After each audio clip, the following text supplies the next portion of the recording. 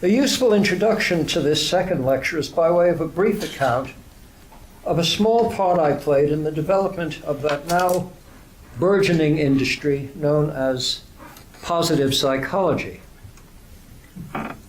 It began with a telephone call to my house from Professor Martin Seligman, one of the world's authorities on the subject of depression, and also at the time a recent past president of the American Psychological Association. He asked if I would be available to spend several days in the Grand Cayman Islands to help lay the foundations for something he referred to as positive psychology. Robinson being a fairly common name, I was certain that he had reached the wrong one. But eager not to offend, I suggested that there surely were people much more qualified than I. Sensing that my hesitation was causing confusion, I quickly added that I knew nothing about positive psychology and wondered what it was about the Grand Cayman Islands that established that location as the right venue. Friends could have informed Dr. Seligman that I'm not much of a Grand Cayman Island person. Well, as it turned out, he did reach the intended Robinson, and I did join a small group assembled by Marty Seligman for the purpose of developing content for this new initiative called positive psychology. Incompetent though I was, by the time I reached the Cayman Islands, I at least knew what the term referred to. You see, the new millennium was rapidly approaching. Now look here. With all due respect to the American Psychological Association, it's a worthy professional association, I could have bet they'd do something like this. With the year 2000 just over the horizon, the American Psychological Association was persuaded that it specifically should contribute something called positive psychology to complement what it took to be its signal achievements in dealing with issues of mental illness. That is, since we've done such wonderful things for the mentally ill, well, with this new millennium, let's now do something for people who are quite normal, but are not achieving the full positive effects that normal life otherwise would enable. Do you understand the problem of keeping a straight face when something like this comes your way? That is, APA would now wish to provide healthy and psychologically wholesome persons with quite positive steps for making a normal life even more productive and satisfying.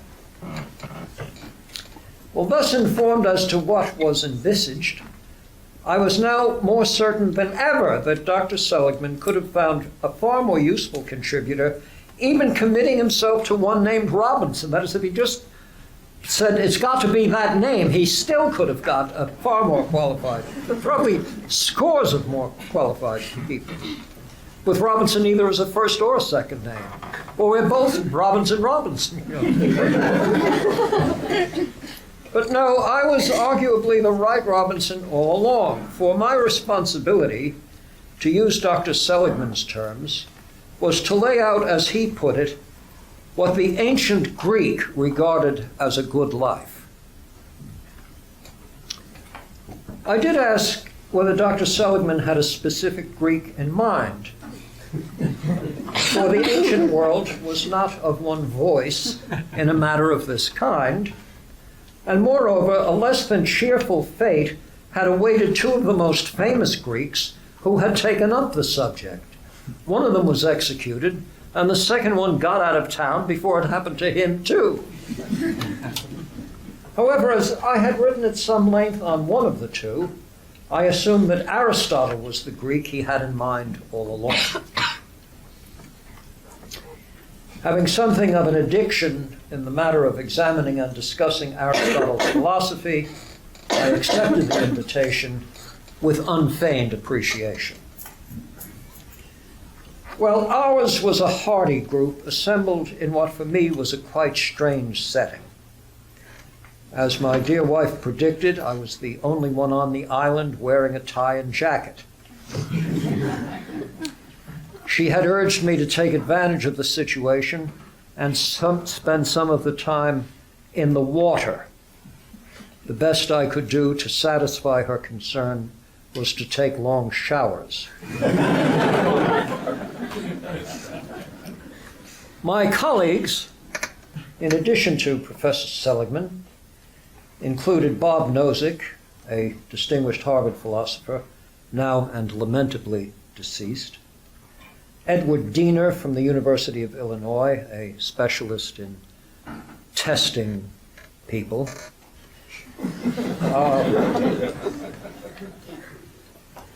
Professor Mihaly Csikszentmihalyi from the University of Chicago, who had written a very interesting book titled Flow, The Psychology of Optimum Experience, and Kathleen Jameson, who was at the time the director of the Annenberg Center.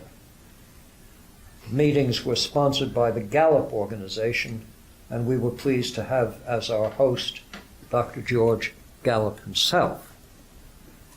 I couldn't understand what that was all about. Obviously, we were soon going to have tests of life satisfaction and Gallup scales. So some of these things always have to be explained to me.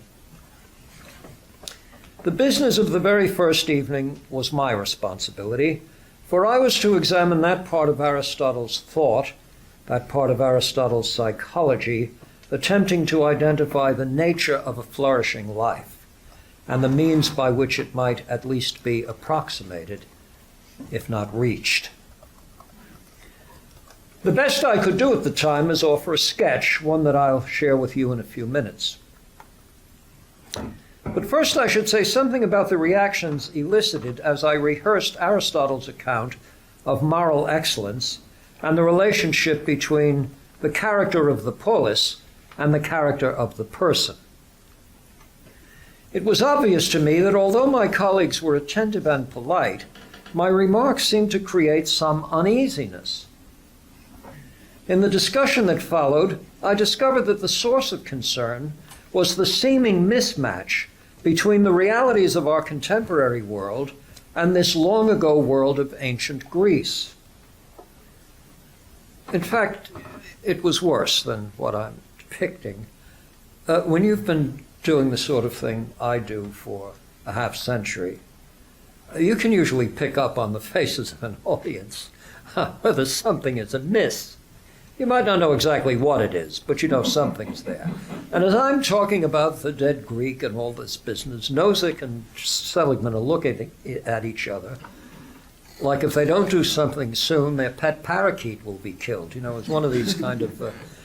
And Marty was honest enough. He said, Dan, you realize that, you know, if we present this sort of thing to APA Central, we'll be laughed out of the hall. And I was quite offended by this. I wasn't asked to do something that would please APA Central. I'm not even sure that would be lawful. I had been asked to do something about dead Greeks. My closest chums, you know, there's Charles and Jill and my wife, a few other people, and then these dead Greeks. So it fell to Bob Nozick to return the following morning with a modified and updated model, less indebted to the main points I had raised the previous night.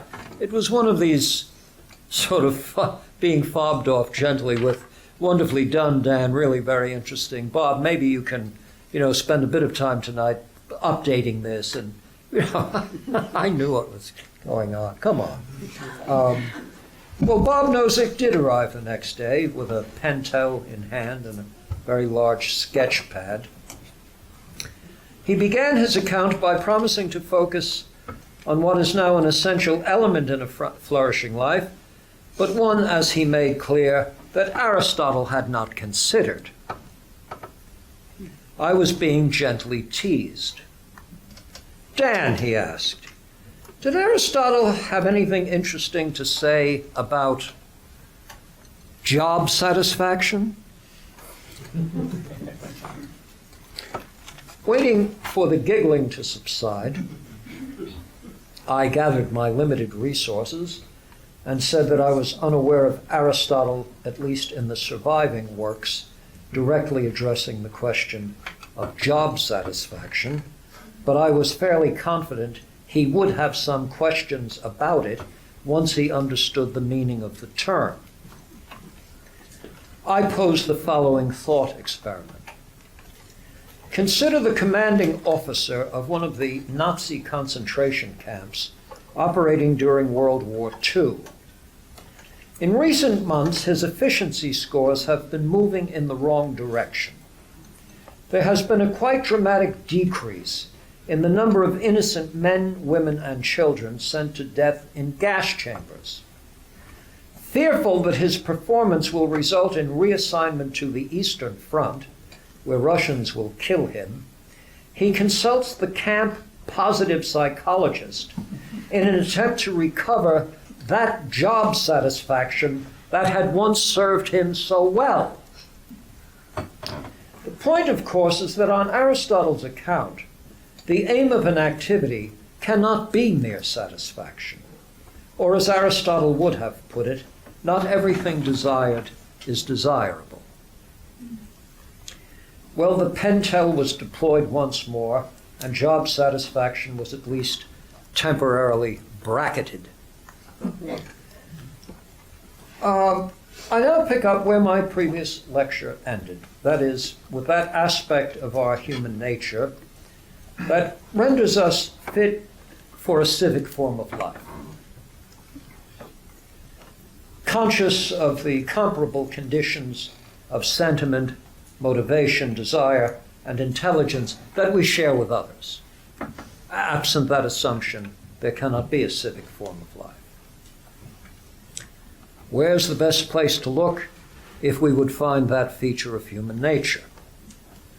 The term itself, human nature, is an elusive one, not to be settled either by a dictionary or by the Handbook of Physics and Chemistry.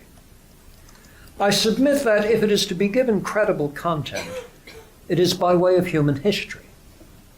The history of what human beings have said and done, their reasons for doing so, their own estimation and our estimation of how these endeavors might be judged in the ripeness of time.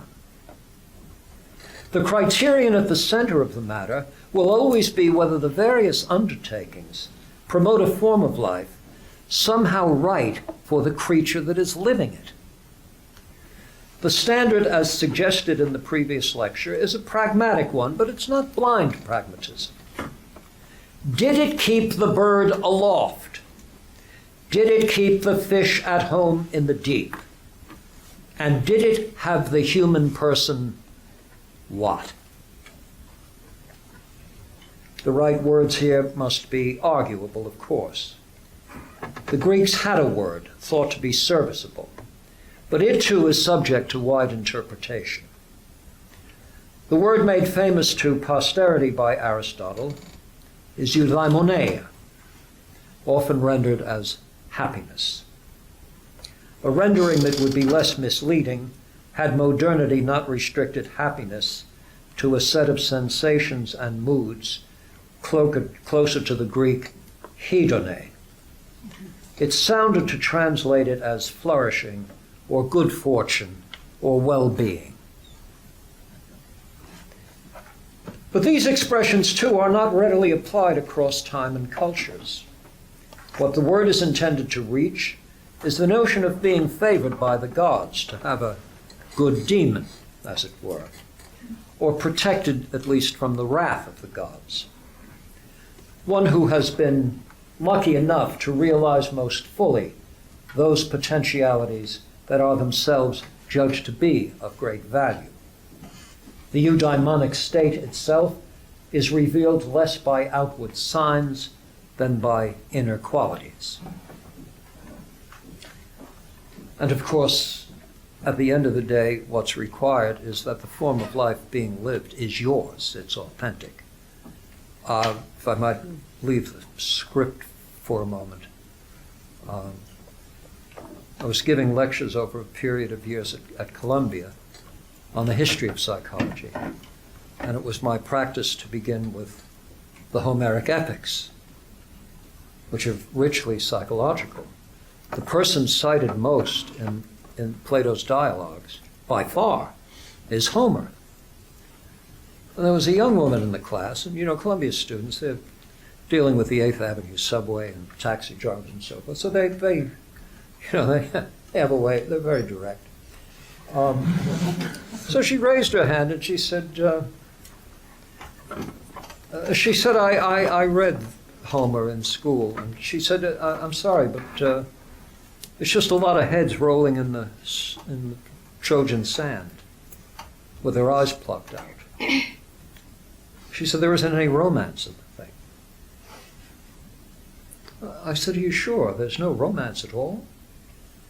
Oh, no, she said, it's whatever you might want to say about it, it's not romantic. Well, I said, let me think if I can find something romantic. So here's Odysseus, who has been waylaid by an unbelievably beautiful sea nymph named Calypso, who has taken a fancy to him and is doing everything to keep him there, drugging him and other things to keep him there. And of course, he wants to return home. He wants to return to a faithful, loving wife, Penelope. And she finally gets desperate, and she makes him an offer, as the mafia would say, an offer you can't refuse. She says, if you stay with me, you will never change. She's offering him divinity, you see, immortality. And he turns it down. He doesn't want to be a god. He wants to be Odysseus. And what it means to be Odysseus is, among other things, to be the husband of Penelope. Well, anyway, he gets back. And he's going to kill all the suitors, we know that. But he's got to disguise himself first to get the lay of the land. So he shows up looking like me. The first one to spot him is Ruff. Argus, the dog, spots him, drops dead, So he sees his former wet nurse, tells her, don't you say a word. Gets together with his son Telemachus, who has believed all along that his father was still alive. And he says, tell your mother I'm back. Well, Penelope can't believe it. So finally, presenting himself as he is, Odysseus meets her in their bedroom. And she almost faints. And she still can't believe it. So she has one more trick, test. She says, things are very much the way they were when you left, except the bed has been moved. Now, he made that bed, and one of the pillars of the bed is a tree, then carved to look to be a bedpost.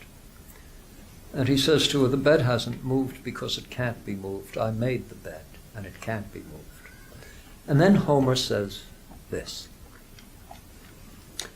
And as when sailors are lost in the briny deep, knowing that they shall never have again the security of life on firm earth, so just in case one of them, blessed by the gods, should lead him to security, where he once again is on earth, and firm earth, so she wrapped her white arms around his neck and held him as if she would never let him go.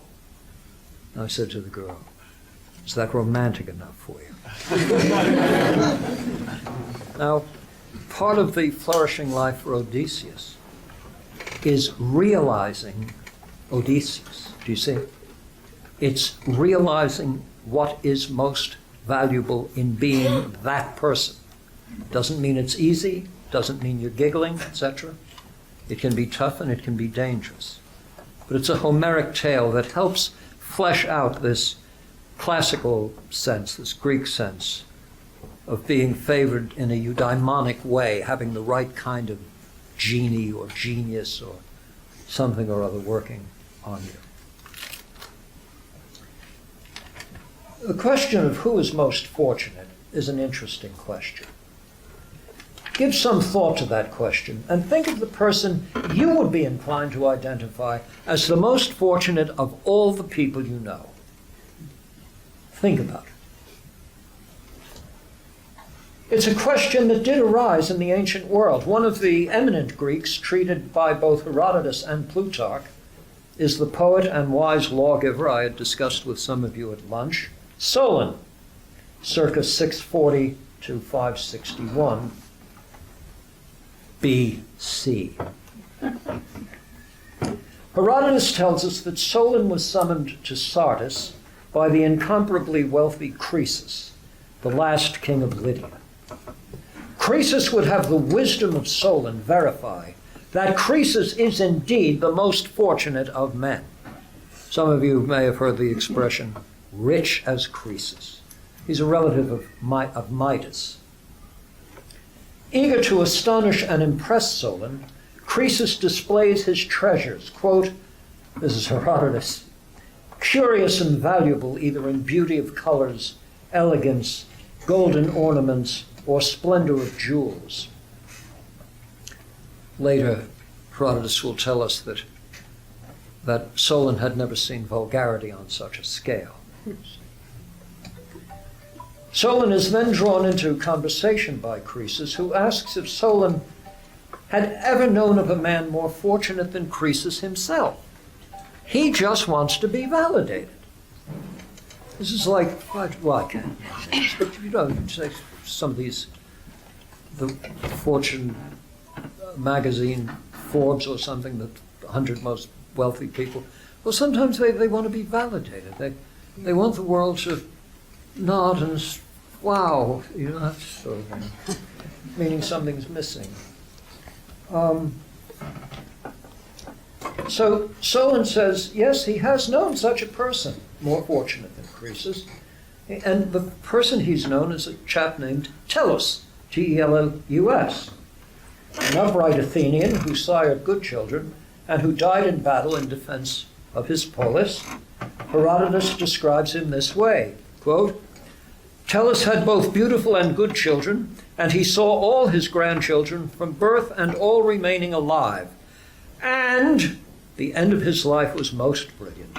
For when the Athenians had a war against their neighbors in Eleusis, coming to the rescue and making a rout of the enemy, he died most beautifully, and the Athenians buried him publicly, right where he fell, and honored him greatly. Well, that's quite a tale. So undaunted Croesus presses on. Who, after Tellus, would you rank as the most fortunate? He's willing to settle for second place. He's got a certain grandness about him. To this, Solon offers two names, again unknown to Croesus, Cleobus and Biton, sons of a temple priestess living in Argos. Their mother had duties in the temple of Hera, but now running late. The oxen had not been yoked for the journey. Her noble sons thereupon yoked themselves, carried their mother over miles of rocky soil, arriving exhausted but on time. Now asleep in the temple, they didn't hear their mother supplicating Hera to grant these fine young men the greatest blessing possible for mortals. Hera granted the wish, for Cleobus and Biton never awakened. On this account, they had already attained the greatest flourishing possible for a mortal life, and thus died in a state as close to a eudaimonic state as human nature permits, death now guaranteeing that there will be no reversal of moral fortune.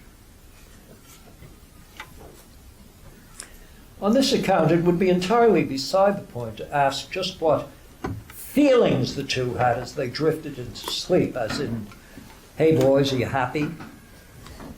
One might guess that the dominant one was exhaustion. Their status in the judgment of Solon was established by the character that had formed within them, and thus by the manner in which their lives on the whole proceeded, with no guarantee that every hour of the day would be a joyful one. Not willing to settle for this, Croesus now would have Solon answer directly as to whether or not there is any doubt about the great good fortune enjoyed by Croesus. And Solon's famous reply rings down through the ages. Croesus, man is entirely what befalls him. One must look always at the end of everything, how it will come out finally. For to many the god has shown a glimpse of blessedness, only to extirpate them in the end.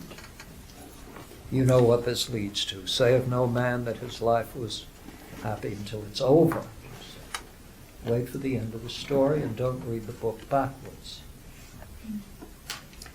Well, if all this sounds alien to contemporary sensibilities, it may be owing to the profound influence that, for example, David Hume's philosophy would come to have in shaping our notions of utility, value, worthiness, right and wrong, the entire content of what we're pleased to call our ethical and moral precepts and the foundations of a flourishing life.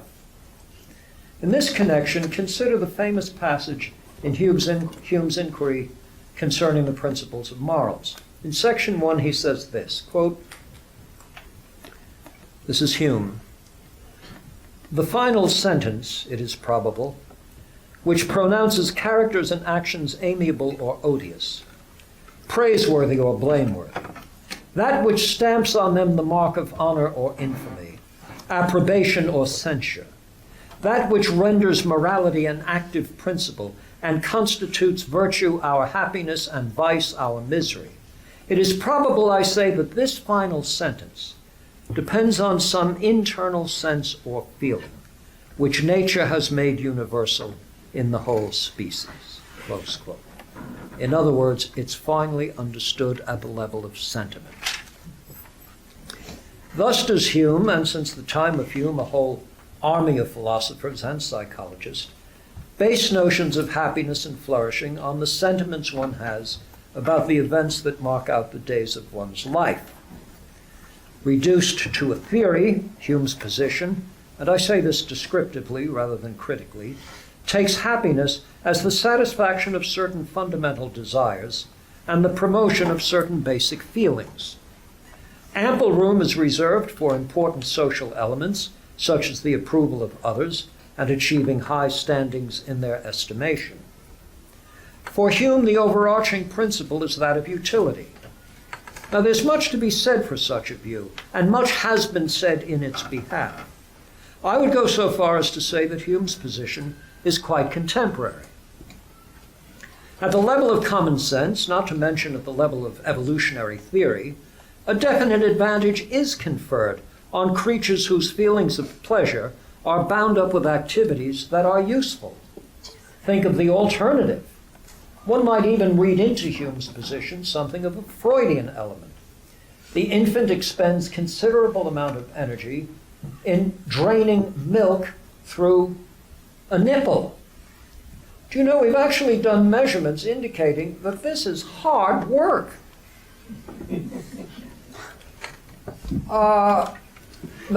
You put strain gauges on the little infant's cheek muscles, and you can measure the work done emptying a bottle or a breast.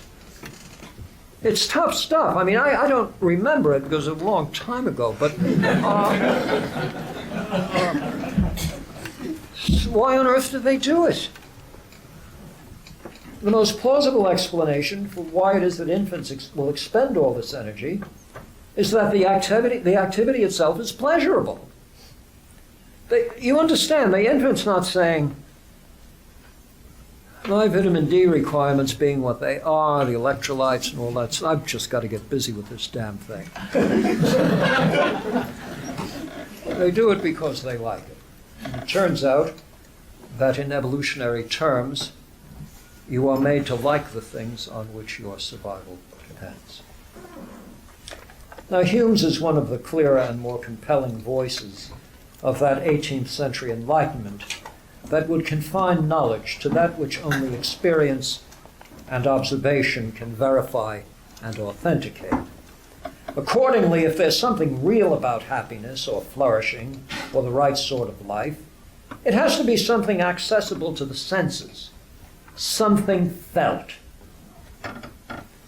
This, however, is precisely what Solon rejected, even as Croesus attempted to equate good fortune with externals. Shall I tell you something else about Odysseus' homecoming I just thought of? Do you know what Athena did? Here they are united again after all these years of separation. Do you know what Athena did? She commanded rosy-fingered Dawn, Eos, the one who brings daylight into the world, to wait so the night would be longer.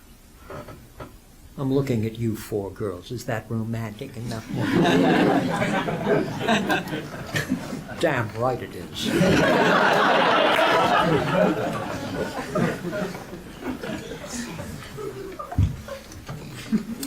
This is surely not the occasion for a critique of Hume's theory. As notions of this sort go, his is probably the best argued and the deepest philosophically. He was a prince of writers. You know, for all my disagreements with Hume, there are very few philosophers of the first rank that have this profile. So there's Hume, and there's a kind of fat man fellowship. He was a great conversationalist.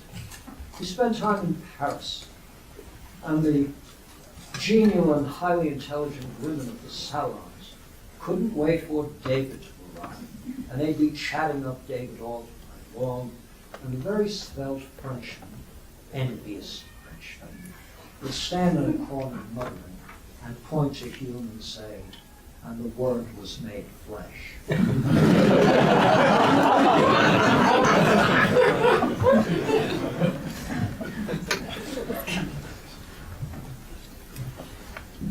This much granted to Hume, there's at least one sense in which the entire idea seems implausible and was judged so by G.E. Moore 80 years ago. I would say to philosophers in the audience that Moore's appraisal of Hume's theory will, mutatis mutandis, apply to all derivative accounts, whether these are Strawsonian reactive attitudes or Blackburn's expressivism.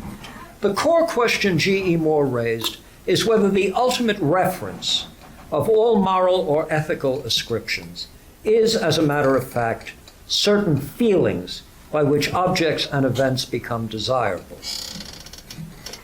Moore resists the clear implication, for if the thesis is sound, moral philosophy is simply absorbed into a kind of descriptive psychology.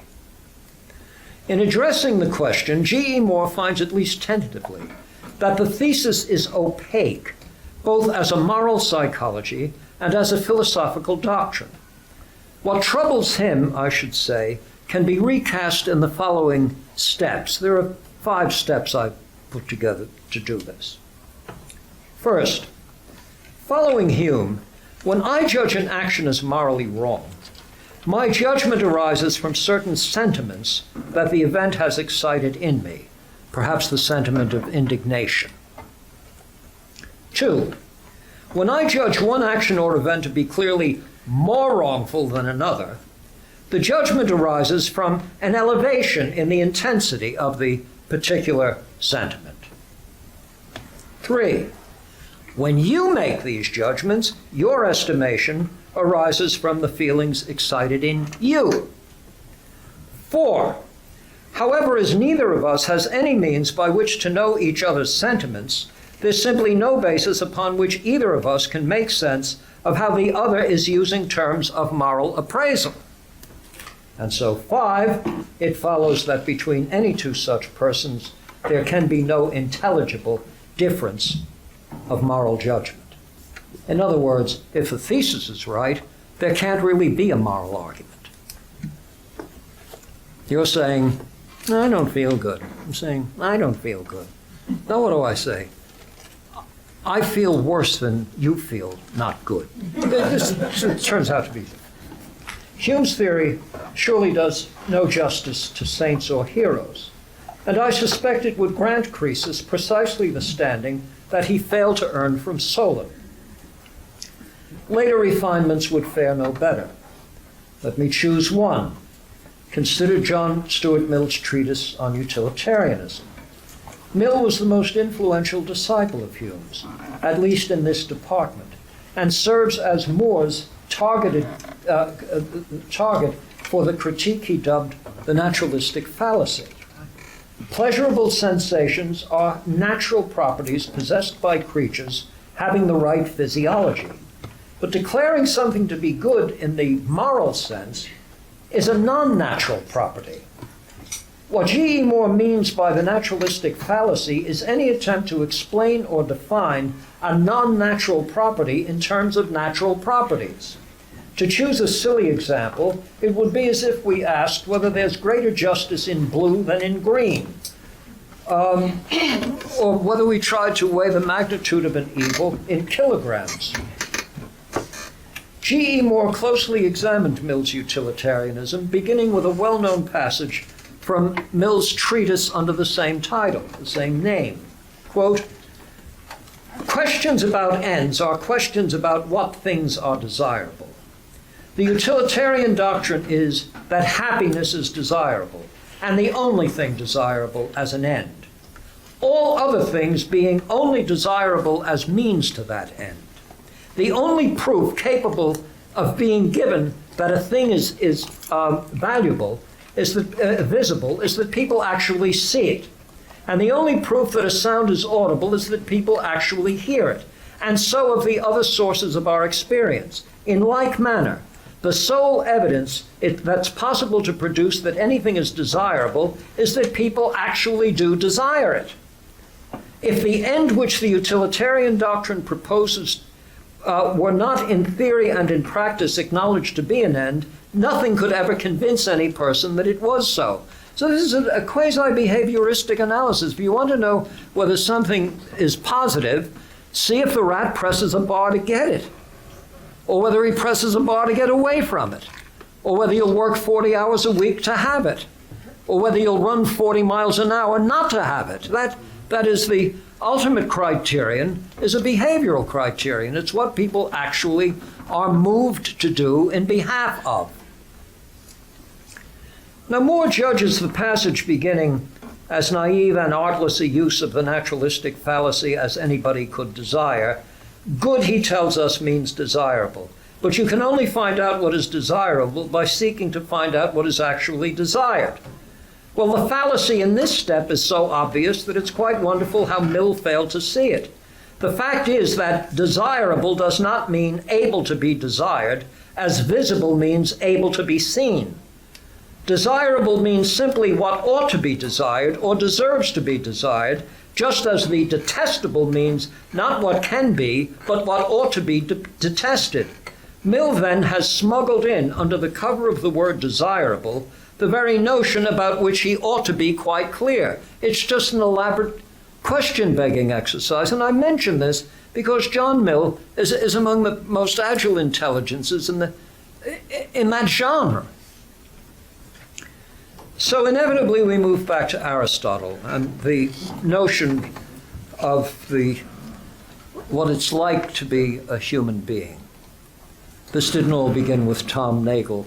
What is it like to be a bat? The Greek tienenai of human beings. What is it like to be a kind of thing? Human nature now and essentially refers to a rational animal, disposed naturally to social and political modes of life, and able to base actions and choices on rational deliberation. The aims of such a creature are not to be found in the mixed bounty of possible pleasures. Aristotle puts it this way: no one would choose to live with the intellect of a child throughout his life, however much he were pleased at the things that children are pleased at, nor to get enjoyment by doing the most disgraceful deed, though he were never to feel any pain in consequence.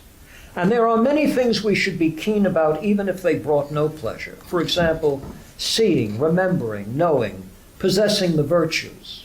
If pleasures necessarily do accompany these, that makes no difference. We should choose these even if no pleasure resulted. It seems to be clear then that neither is pleasure the good, nor is all pleasure desirable, and some pleasures are desirable in themselves. So much for the things that are said about pleasure and pain. This is a psychological account of just how we deal with pleasure and make choices. There are some things you choose, not because they bring pleasure. They might actually bring elements of displeasure. They're chosen for some intrinsic value they have, quite beyond considerations of sentiment or pleasure. Absent from this account is any reference to earned degrees, IQ points, income, job satisfaction, tenure. There's no flourishing life unless what flourishes is something to be proud of in the first instance, and where the pride is that of the proper form that Aristotle discovers in persons of virtue, a pride that is proportionate, internal, rightly earned. There is much to be learned from sampling persons' attitudes about what they relish or deplore, what they want and what they hope to avoid, whom they admire and what they hope for, both for themselves and for their loved ones. What is to be learned, however, is the character and overall level of humanity attained by a given culture in the arc of its development. Surely were all the concentration camp commandants in all the camps of Europe to proclaim as one their unified joy and sense of fulfillment in completing their horrific assignment, nothing would change as to the proper assessment of them and their goals. Do you see, this is not something you submit to a show of hands. How many for killing the innocent? You don't do it that way. You're not to do it that way. That, when you get unanimity, that makes it even worse. This is one of the things that got Socrates concerned about democratic forms of government, that 51% of the morons favor something. This is not supposed to give one confidence, do you see? I cite this macabre instance to draw attention to the ultimate uselessness of polls and questionnaires, with all due respect to the positive psychology program and the tests and so forth. The Gallup poll. Is everybody happy? So, Aristotle contended through systematic argument that actions have as their ultimate end just this still awkwardly understood eudaimonic state of affairs. The actor aims at what is taken to be some good, but the aim here may be directed at what is finally an illusion of sorts. It is, to use Aristotle's term, through a corruption or perversion of one's own nature that one might act in behalf of what is merely an apparent good. The actual goods of life for Aristotle are not, as he called them, the idle abstractions featured in Plato's philosophy, but the actual practical goods achieved within the domains that Aristotle referred to as political, economical, practical. It's customary to translate the Greek here as politics, economics, and practical wisdom, but again, these are words now so freighted with modern technical connotations as to be misleading. What Aristotle is identifying as the basic goods, those goods from which all lesser ones are derived, are the gift of a special form of civic and domestic life, received in the right way by those of excellent character, such that one has a lordly command over his own appetites and passions. It's in Book 8 of the Nicomachean Ethics that Aristotle offers his famous treatise on friendship, distinguishing, I don't want to read to you on this because I can tell you youngsters about it forthwith. Aristotle understands that a state of friendship can obtain on three distinct grounds. There are friendships that are formed because each of the participants gives pleasure to the other. A befriends B, B befriends A because they derive pleasure, by which he means sensual pleasure, could be sexual pleasure, but it's a sensual kind of relationship. Aristotle is not puritanical in this regard. Remember H.L. Mencken's definition of Puritanism, the haunting feeling that someone somewhere may be happy? Well, Aristotle is not puritanical. Here's the problem with friendships grounded in the sensuous. We do tend to habituate. The same stimulus repeatedly experienced tends to lose its oomph. And so friendships of that sort have a dateable shelf life. They have an expiry date. It may be longer for some, shorter for others, but it's not going to be enduring. It almost certainly isn't going to be enduring. Then there are friendships grounded in usefulness. Chresimos is the Greek. A befriends B, B befriends A because they are useful to each other. I spend a fair amount of time in Washington, D.C., where the operative term is networking.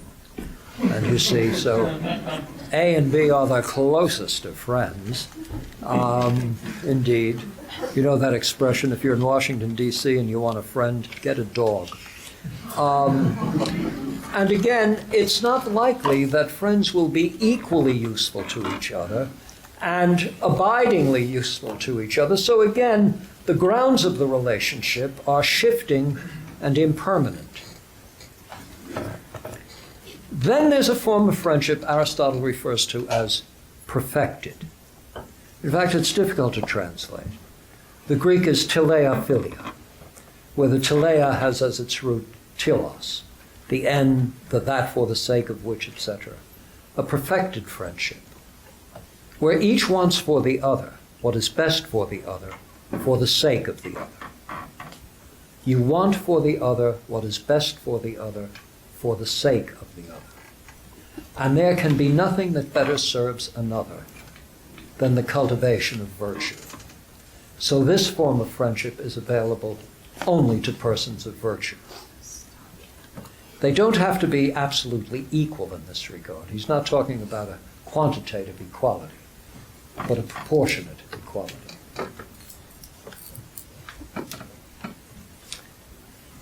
So we see throughout the ethical works Aristotle's distinction between states that are episodic and states that are permanent, as well as between higher order and lower order goals and properties.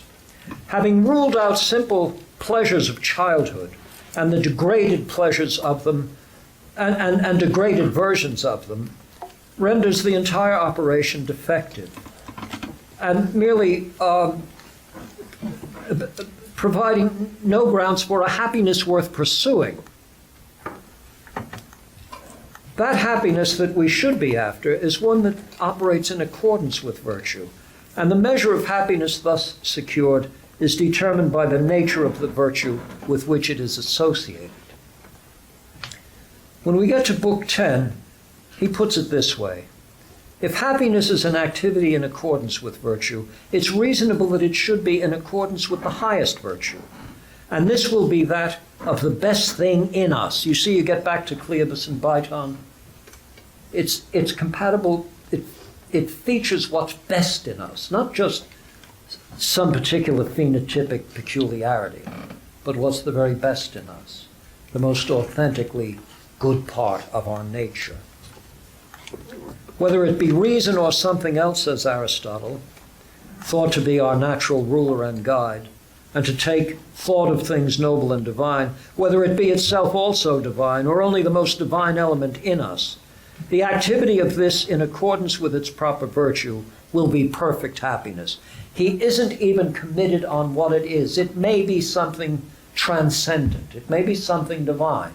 It may be somehow the gods speaking through our nature and having us reach something that transcends all creature comforts itself. But whatever it is, it gets to the part of us that's best, or it isn't worth having at all.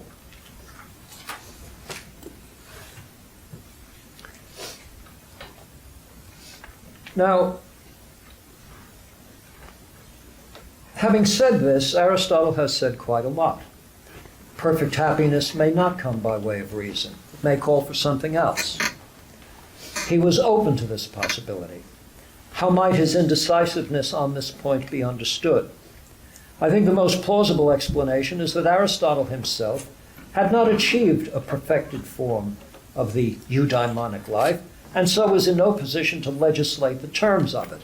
That is, he's not writing from on high. He's weighing possibilities and options. He does know this much. Nobody is born into such a state. The form of life in question is cultivated over the course of a lifetime. This cultivation is itself an activity, a series of complex interactions between a creature of a certain kind and a world of a certain kind. As he says in the Eudemian Ethics, quote, "A stone, even if you throw it up 10,000 times, will never learn to fly. So let character be thus defined, a quality of the part of the soul that is non-rational, but capable of following reason in accordance with a prescriptive principle. There's something about us that renders us fit for a rational rule of law, for a life of ordered liberty. And this isn't something given. It's something earned, something made, something cultivated. Cultivated as in culturally created. Character as a quality is a potential for action under the disposing power of a principle. The quality includes centrally such affective dispositions as anger, love, pride, etc. Aristotle is not condemning the emotions at all. They are part of our nature. He'd be entirely treasonous to his whole naturalistic philosophy if he took the emotions as a ground for scolding. The question is not whether you should ever be angry, but at what you should be angry. Not whether you should ever love, but what it is you should love. What are you disposed to be angry with? And the Greek word for a disposition, or a tendency, or a predisposition, is hexis, the plural of which is hexes. Do you have the right hexis for anger? You should be angered by injustice. You should not be angered by the success of a friend. In the former case, you have a good hexis for anger. In the latter case, you have a bad hexis for anger. So the business here is not to rid oneself of emotions, but to deploy the emotions in a proper way. Well, let me move to the Victorian period and to John Ruskin's famous multi-volume work called The Stones of Venice. This will make sense to you in a moment. He speaks of the record a given people bequeaths to posterity. And he says this: great nations write their autobiographies in 3 manuscripts: the book of their deeds, the book of their words, and the book of their art. Not one of these books can be understood unless we read the 2 others. But of the 3, the only trustworthy one is the last, the book of their art. Aristotle's world was all too familiar with the manner in which art and architecture teach, guide, direct, exemplify. Socrates was serious in his concern that certain forms of poetry may corrupt youth by rendering them at home with falsehoods and exaggerations. He was equally concerned that certain forms of music, or what some of you call music, dithyrambic music,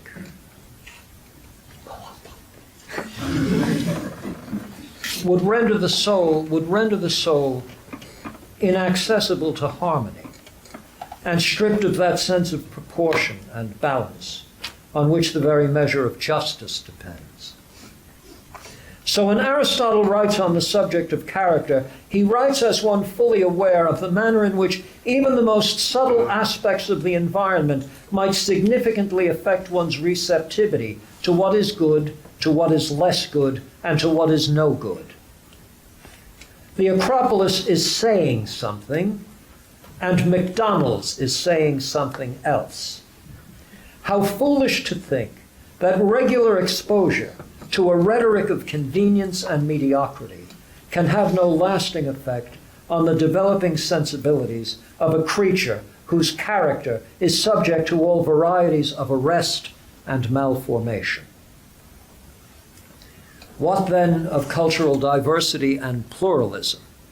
Do you see how trendy I can be? I shall now address pluralism. Should be a term reserved for grammar books, the use of the plural, but I do want to be trendy. I tried desperately to be trendy. All right, so I didn't go in the water, but I did take a long shower. You should have seen that crowd in their little European bathing suits, by the way. If you want to find it easy to stay out of the water, just see what the world sees. Less on that. Understand that Aristotle and his epic died a long time ago. And our world is incomparably more complex and variegated. True enough.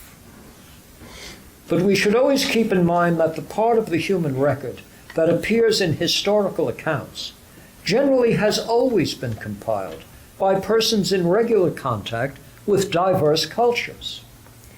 Phoenician sailors may have wandered as far as the shores of New Hampshire. The ancient Greeks traded with everybody. Philosophy itself was born in Greek settlements in Asia Minor and Sicily, even at a time when the Athenians at home were devoting more time to olive oil and cuttlefish than to metaphysics. It's something of a conceit, then, to think that we face some new and daunting difficulties owing to the fact that the world has been shrunk by high-speed travel and the internet. There may in fact be a far greater degree of numbing sameness moving from a shopping mall in Yemen to one in Los Angeles than any Greek would have found leaving Athens and heading toward Thrace or Macedon. Setting aside their well-documented chauvinism, the most significant thinkers in the ancient world of Greece and Rome were persuaded that there were fundamental moral and juridical precepts that were right for human beings as such wherever they are found. Aristotle says with confidence that the principles of equity are universal, everywhere the same. We find this cogently defended in his treatise on rhetoric when he says this, quote, "We must urge that the principles of equity are permanent and changeless, and that the universal law doesn't change either, for it is the law of nature, whereas written laws often do change. This is the bearing in the lines of Sophocles' Antigone, where Antigone pleads that in burying her brother, she has broken Creon's law, but not the unwritten law." You understand why the principles of equity must be universal and the same everywhere? You couldn't trade otherwise. There has to be some built-in sense of fairness, what counts as a legitimate, decent trade, whether somebody is getting his just due. And this is going to be operative even between trading partners who can't speak the same language, but know that 4 pounds of gold has to be worth more than 2 peaches. You see. That sense of equity.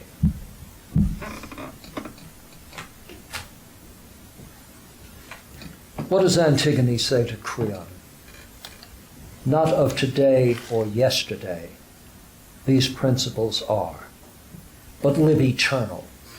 None can date their birth. Not I would fear the wrath of any man and brave God's vengeance for defying these. That a sister will bury the body of her dead brother is based on a law older than kings.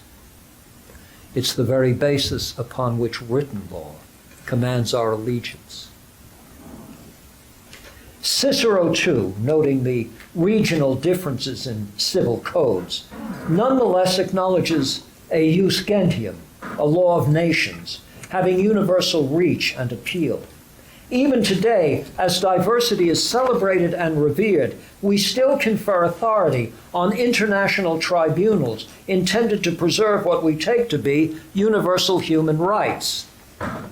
So if in fact you think that pluralism renders relative every juridical and moral precept, then get rid of courts in Brussels. You can't have it both ways.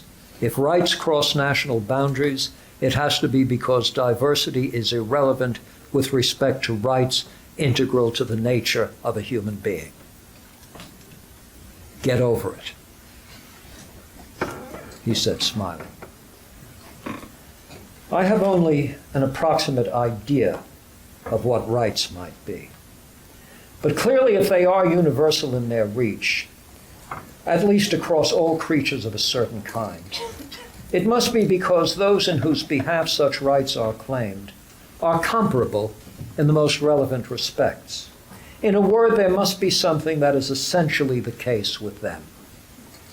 Moreover, there must be some important connection between the possession and protection of those rights and the full and fuller development of those powers or properties that make them essentially the kinds of creatures that they are.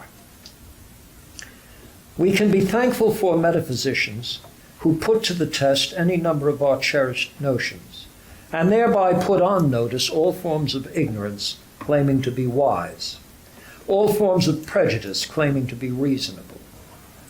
Still, even as the metaphysicians perform their necessary mission, there is a real world, at once unwilling and unable to abandon reality in order to ease the burden borne by philosophers. For better and for worse, the official psychology again remains that folk psychology that we abandon only in the seminar room. The very folk psychology that finds us cognizing our world into categories and types, identifying essential properties, and placing our bets on what we take those properties to entail. It's by this same process that we ground our judgments of others in terms of character, virtue, and the public good.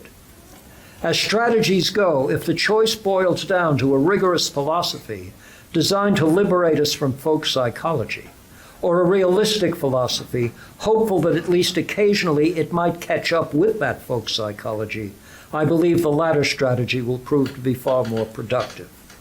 That it will be more lasting is guaranteed by the very nature of things. Thank you.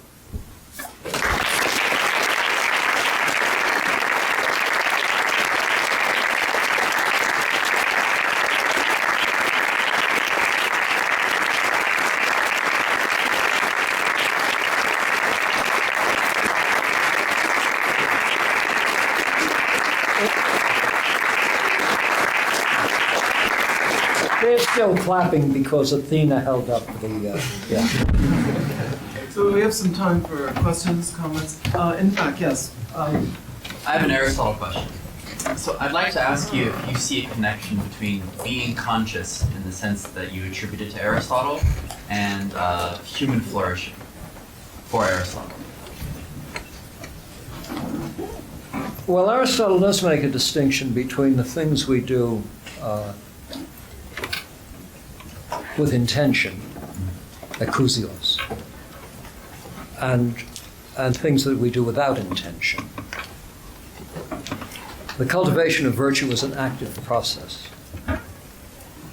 So you can't be injected with it because it wouldn't be a virtue. I do want to say, in response to that question, something about the Greek virtue. The Greeks did not have the word virtue. The Romans did. And the Romans were translating a Greek word, which you know, as arete. Now, That's a very interesting word. Generically, it is excellence. Just excellence. You can speak of the great discus thrower as robust in arete. Excellence. Excellence in architecture, in art, in valor, etc. Now you might say, well, goodness sake, that's stripped of all moral content. No. Because to be a great discus thrower is to devote a fraction of one's life, to expend energy, to work on muscle groups, to have a goal, an aspiration, a very high standard, to settle for nothing but the best. All of this, in the ancient Greek sense, is indeed virtue that expresses itself in the aspiration to excellence. So I don't want one to think of virtue as a kind of sort of a prissy, I know when to keep my pinky up during tea, and I never offend older people talking to themselves in the street. No, it's, I'm not going to settle for my being B minus. That is to say, if I end up B minus, it'll be over my dead body, you see? It could happen. I could lose a leg. The gods might spit in my eye. You never know what's going to happen. Sophocles says that. Solon says that. Awful things can happen. In Praise and Blame, people who cite their own books really should be brought up on charges, but I begin Praise and Blame with something really crazy happens in the Homeric epics. They're going to have this celebratory thing because they're going to get on their ships and go back to a Greek-speaking world. And they have contests, it's a horse race. And a trophy's going to be given to whom? I know what you want to say, to whoever comes in first. No! Suppose everybody's riding a donkey except one guy who's riding the horse that won the Kentucky Derby. No, there might be much greater horsemanship. Shouldn't the prize go to the best horseman? Suppose the best horse is undone because Apollo decides to throw a brick in the road or something. So this becomes a very difficult. Menelaus says, no, young man, you got in front of me by a kind of trickery. And what does the young fellow say? Well, you're absolutely right. You should have second place. So there's a sensitivity to all of the ingredients that go into a particular achievement. And at every step of the way, you're doing battle with the fates, and you're doing battle with your own tendency toward failure. The latter is something under your control, and it's active. You've not only got to be a conscious participant in this, you've got to be super conscious. But the answer to the question, what happened to that civilization, is, don't quote me when you're recording. It died of exhaustion. How on earth do you keep this going? You look at the statuary. You think the Athenians in the Age of Pericles looked like those statues? They had lousy diets and pockmarked, toothless people. No, this is the daily representation of the proper object of aspiration. Just keep it in mind. Keep the ideal in mind. All right, very good. Looking for another question? Professor Hauck, yes. I do interviews with ideal computer scientists and engineers, some of whom just strive after technical excellence, others of whom use their expertise in order to change society, to help with issues to do with privacy, etc., and others of whom design systems that help people. Are these different kinds of excellences, Well, or all Aristotle the says, same one? Aristotle says, look, you can use the term arete for all these activities.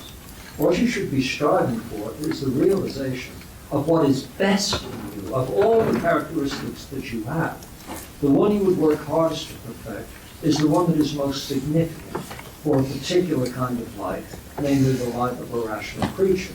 Now, suppose in the process of becoming the world's best information technologist, you're a lousy father, you never vote, you cheat on your taxes, you go down the whole list of things, in response to which you say, yes, but you ought to see this website I prepared. We can say that you displayed arete in preparing the website, but you rendered yourself utterly defective as a rational being fit for civic life.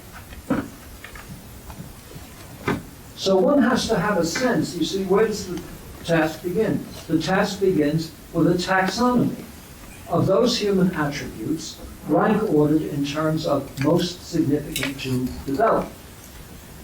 And on this, I'm sorry, go ahead.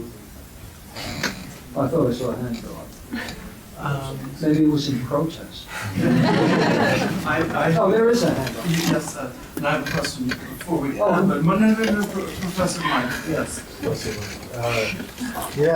I was just curious whether you had an opinion about the, let's say, the empirical tenability of Aristotle's moral theory in light of contemporary psychology. So people like John Doris have heavily criticized virtue theory, Aristotle's conception of the moral life, basically as falsely representing how psychology works. It is basically saying there's no such thing as virtues because there's no such thing as a stable character trait. We basically respond situationally.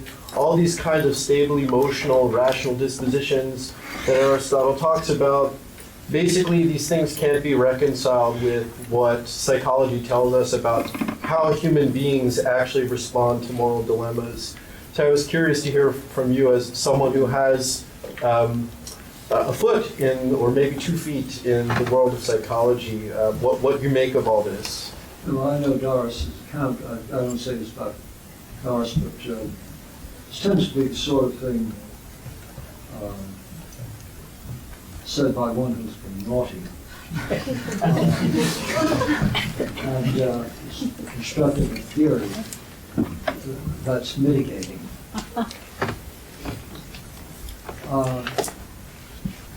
Of course there are stable features of personality. The whole history of personality research, whether you're using personality inventories or descriptions of behavior or life histories, the most remarkable thing about the damn personality is its persistence over time and conditions. So the major premise of the argument is certainly challengeable at the level of fact. I simply reject out of hand the proposition that you can't talk sensibly about the virtues because these must inhere in a personality that itself is in a state of constant flux.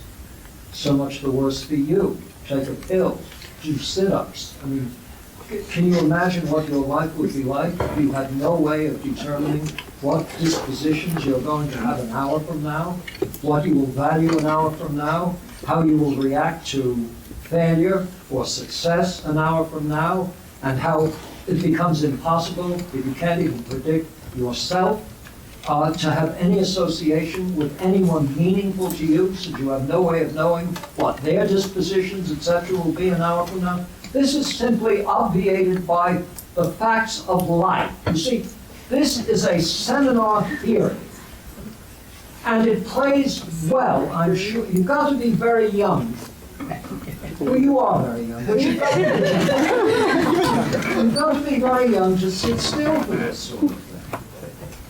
And you can always be polite and say rubbish. I mean, you don't have to say rubbish. You can say something else. The dictionary is difficult.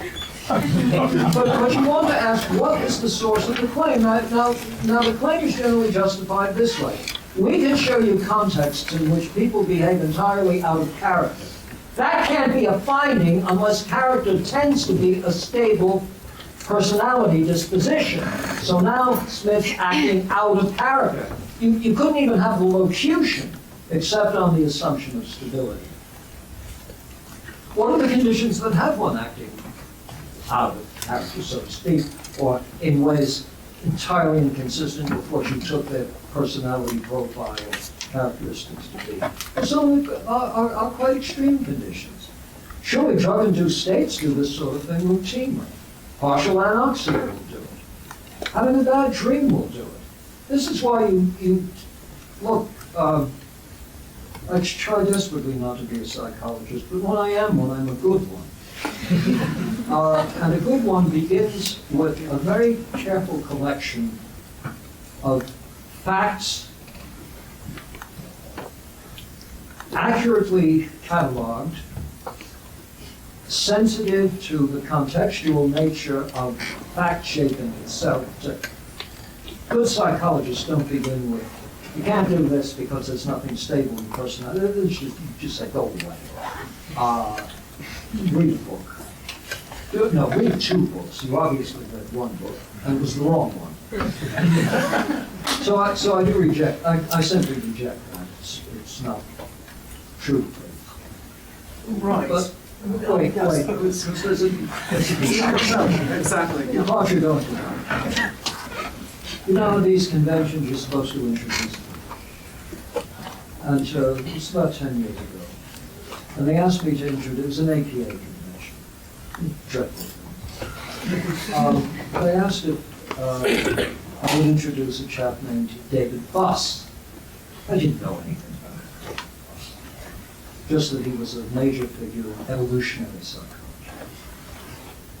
And I didn't get a copy of his paper ahead of time, though I was going to have to comment on it. So I said, well, I'll comment on it when he presents it. You know, I didn't think it was going to be so profound that I'd study it.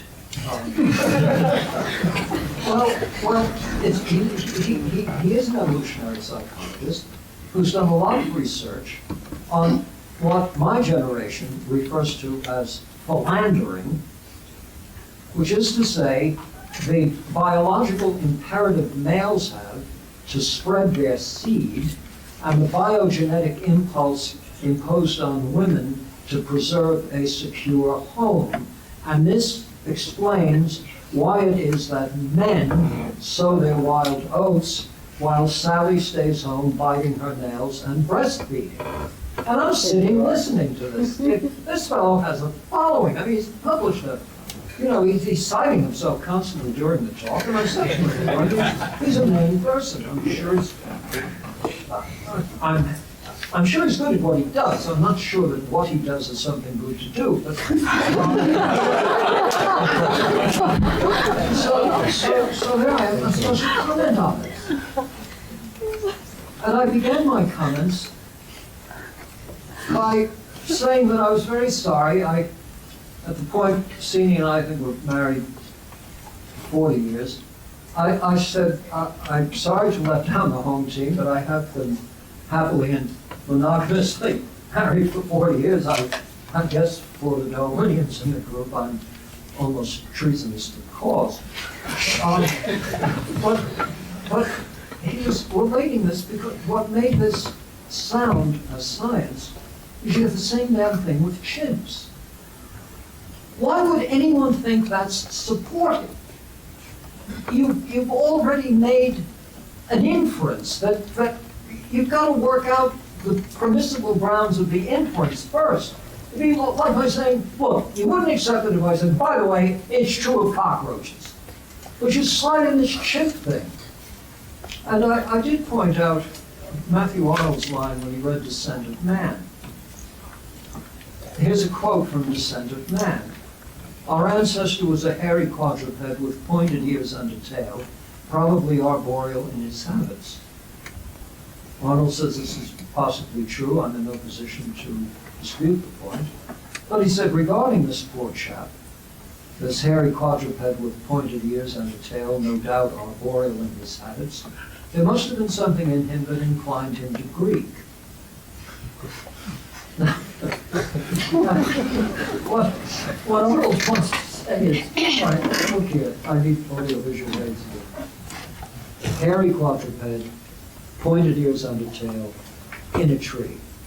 Got it? Age of Pericles. Why does he leave the tree to go there? That is, if he's properly adapted to life in the tree, stay there.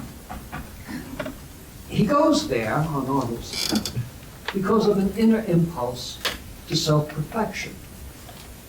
The answer to the question, why when you take an oath to love and honor someone, you don't engage in philandering behavior, is because decent people keep promises. You get it? Even at the risk of violating a theory. You just keep a promise, you know. Absolutely, absolutely right. I'm going to just ask one sideways question, and then we're done. It's not a quickie, quick one.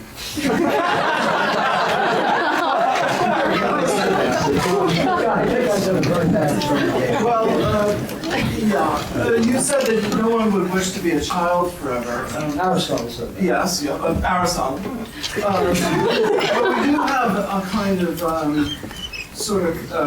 we are attracted to some extent to the Peter Pan character.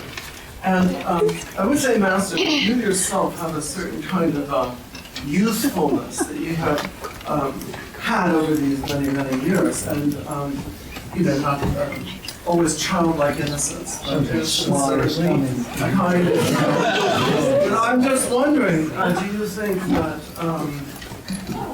this continuation of youth that you've been having, would your master, Aristotle, approve of this? I mean, your energy, your youthfulness, your... First of all, I was born in 43, so you can get that.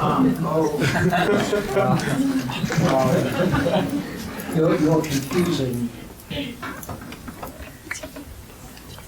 It's not enthusiasm. You're confusing the joy of thought with the childish joy of discovery. Now, I have the joy of thought as a substitute for having lost the childish joy of discovery. I don't discover things anymore. I think about them. Now, as a child, we're discovering all sorts of things. For example, this is my nose. You take a look at the neat thing in my rib, they're discovering that actually the hand isn't getting bigger as it gets closer to their face. So these are marvelous discoveries. They're world-shattering discoveries. And then you become an old bag of 10 or 15. And you're not making those discoveries anymore. The world has explained almost all that stuff. So you start turning to other things. And then you become 50. And you can't even turn to those things anymore because you're still trying to remember what it was about this thing that got it interesting in the first place. Blessings. Blessings.